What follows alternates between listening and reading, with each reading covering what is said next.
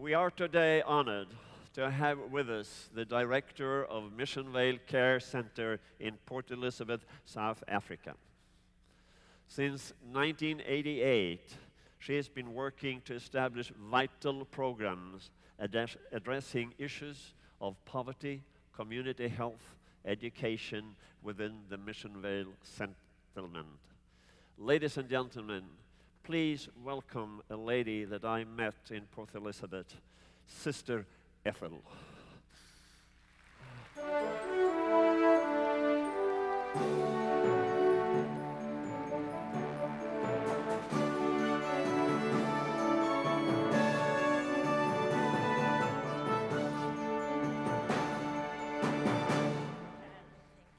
Please.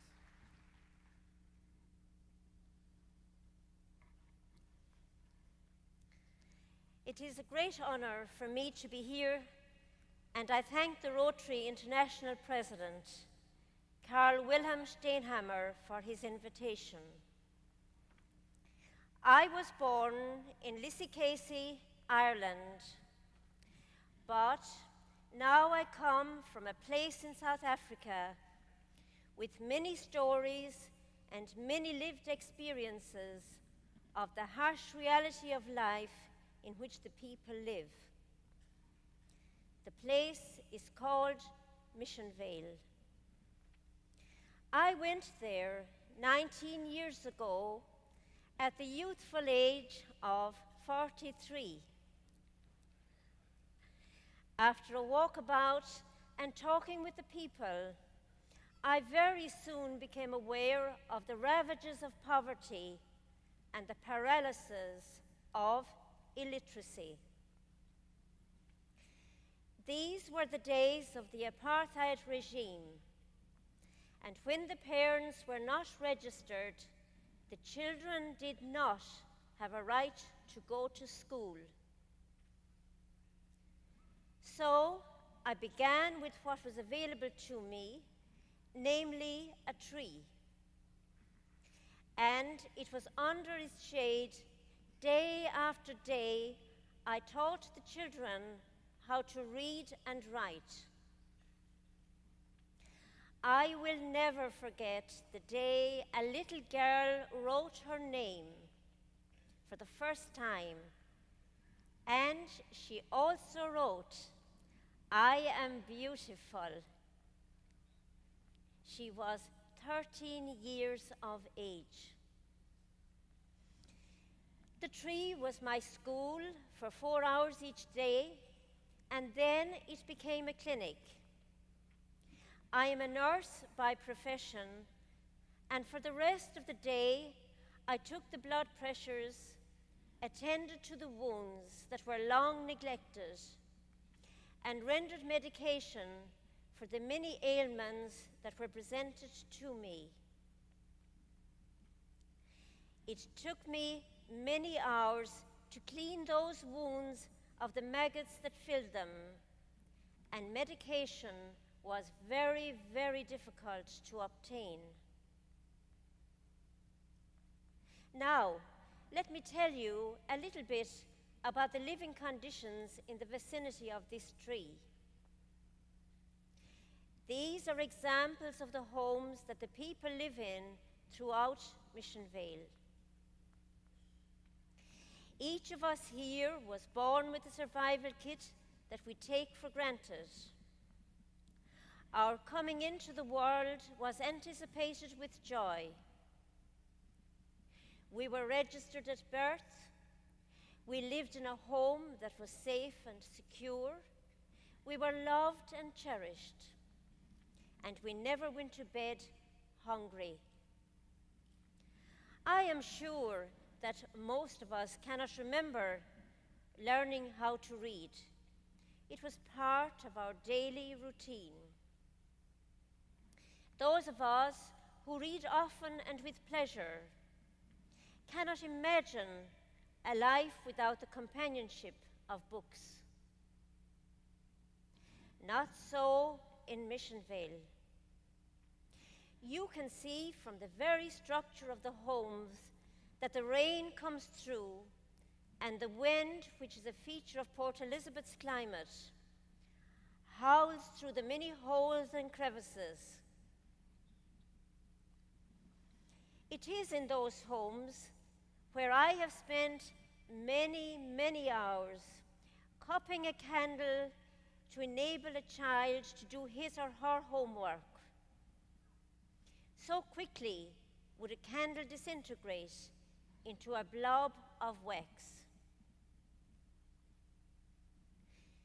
Literacy is the only ticket out of poverty, as it encompasses all aspects of personal, emotional, social, and economic development. Literacy is concerned with improving self-esteem and building confidence. Being literate goes far beyond mastering the mere technical skills of written communication. The underlying aim of good literacy practice is to enable people to understand and reflect critically on their life circumstances, with a view to exploring new possibilities and initiating constructive change. Migratory labour is still as strong today in the shanty town of Missionvale as it was in the apartheid era of South Africa. Too often, a man leaves his pregnant wife behind to go and search for work. When the baby is born, she is not able to write and tell him he is the father of a little girl or a little boy. And if she was, would he be able to read the letter? How often have I held the hands of women whose husbands never returned? The outside toilet, it speaks for itself. But bear one important question in mind. Why have people to live like this? This is the portable bucket system, and for the majority of the year, our temperatures would range between 28 and 32 degrees Celsius. That would be 83 to 90 Fahrenheit. One does not have to stretch their imagination about hygiene, remembering that there is no running water and we have the constant problem of flies and stench. Women and children are especially vulnerable at night as they have to use the bucket system in the darkness. And we frequently have had abuse and rape of women and children. In the background there, you can see our truck, which Suleiman drives to collect the donations. These donations are our only source of existence. Sanitation does not exist, but there are strategic taps throughout Missionvale. And it is to those taps that the women and children come each day for their supply of water to cook and to wash. There is an old African proverb that says, "Return to old watering holes for more than water. Friends and dreams are there to meet you." It has been true for me, as it is at those watering holes that I've heard many of the hopes and dreams of the people of Missionvale. There is always a long queue at the taps, and often the children have to get the water before they go to school. my heart bleeds for them because each time an adult comes, they are pushed further back in the queue. As a result, they are late for school and they are punished. They become reluctant and they take to the streets. With the horrendous increase in HIV and AIDS, we were challenged to address the nutritional needs of the people. Every day, there is a long queue of more or less 500 people. Usually, the head of a family stands in line for the soup powder. If those people were literate, they would be less likely to stand in a soup powder queue day after day, because knowledge would give them a greater sense of their dignity and self-worth, which in turn is a vital tool of making the next most logical step, that is, the search for employment. Unemployment is one of the greatest thefts of hope that I know of. But, like Mr. Mandela, I too can clench my fist like he does when he wants to celebrate. And I do so today to say thanks to Rotary. This soup powder is provided by the Rotary Club of Port Elizabeth West, South Africa, and combined Rotary clubs in Missouri, USA. The soup is taken home and cooked, as I want every child to see the mother or father as a provider. It is you, the Rotary members, who gave us the start we needed to create what is now known as the Mission Vale Care Centre. Remember, a hungry child cannot concentrate, and hunger and unemployment causes much of our criminal activity in South Africa.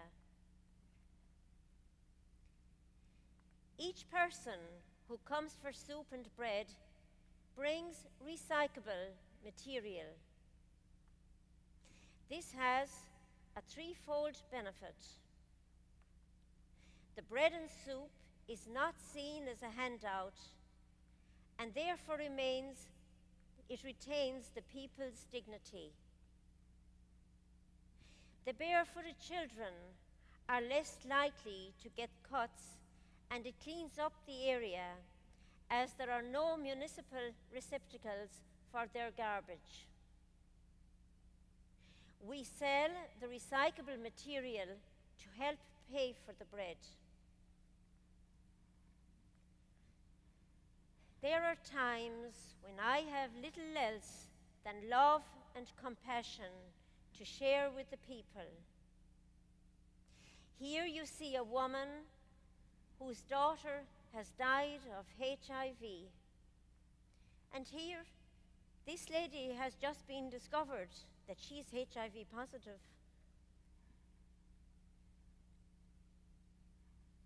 In Mission Vale, I have come to know the full extent of trust. I am so overcome at times with the secrets and confidences that they entrust to me, and the sacredness of those who will die with me. These are the moments when I know that every human being thirsts more for love and acceptance. You all know about the concerning increase of HIV and AIDS in South Africa. Factors like extreme poverty, malnutrition, lack of sanitation, water, and antiretrovirals make people much more vulnerable to pick up opportunistic diseases such as tuberculosis and pneumonia, and they die very, very quickly. HIV in our area is not a manageable disease, as it is in the developed world with proper nutrition and medical care. People suffering from HIV take up to 10 years to develop full-blown AIDS. But the immune system of the starving people of Mission Vale is so weakened by malnutrition that the transition is now just a matter of months. HIV for us is a quick passage towards death. There are so many factors to the human tragedy, but illiteracy in South Africa is the main factor that will most definitely lead to poverty and certainly will prevent people from getting out of it. Sometimes it seems so complex, so immense, almost hopeless. But it is not. For those of you who have visited Mission Vale have seen that we now have a beautiful educational facility where children learn how to read and write. We have an out-based educational program for the adults, and we also have a gardening and arts and crafts program, which is literacy in another kind.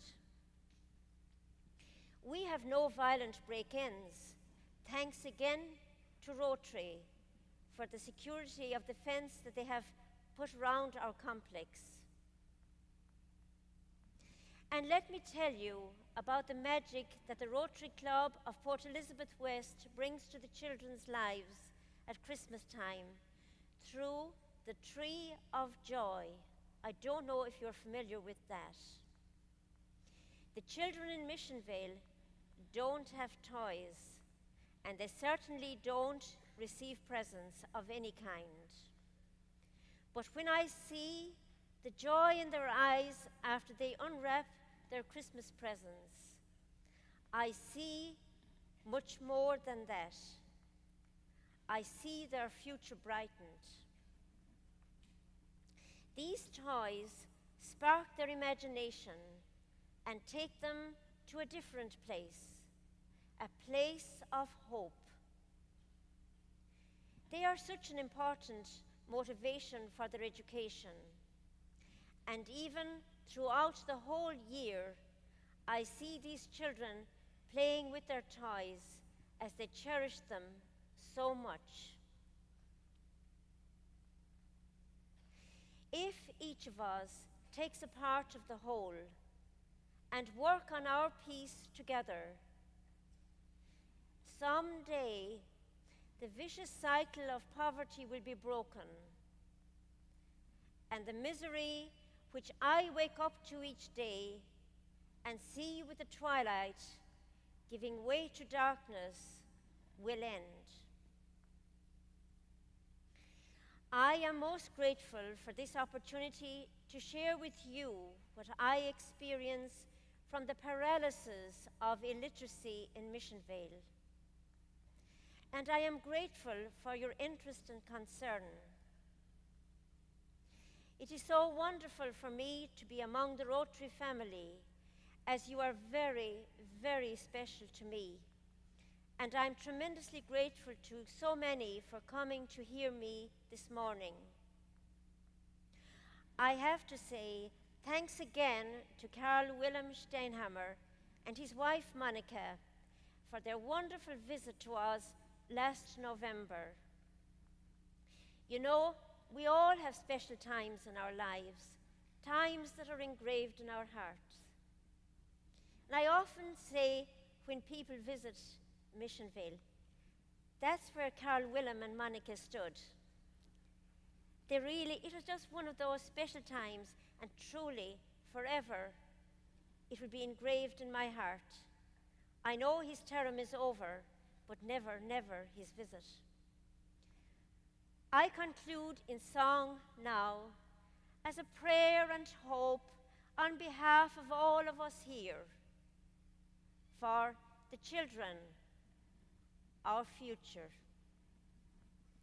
Let the children have a world where there is no pain or sorrow, where they all can live tomorrow and share a brighter day. Let the children have a world where the people can be free, where they all can join together and their hearts will share a dream. May God bless each of you, and thank you.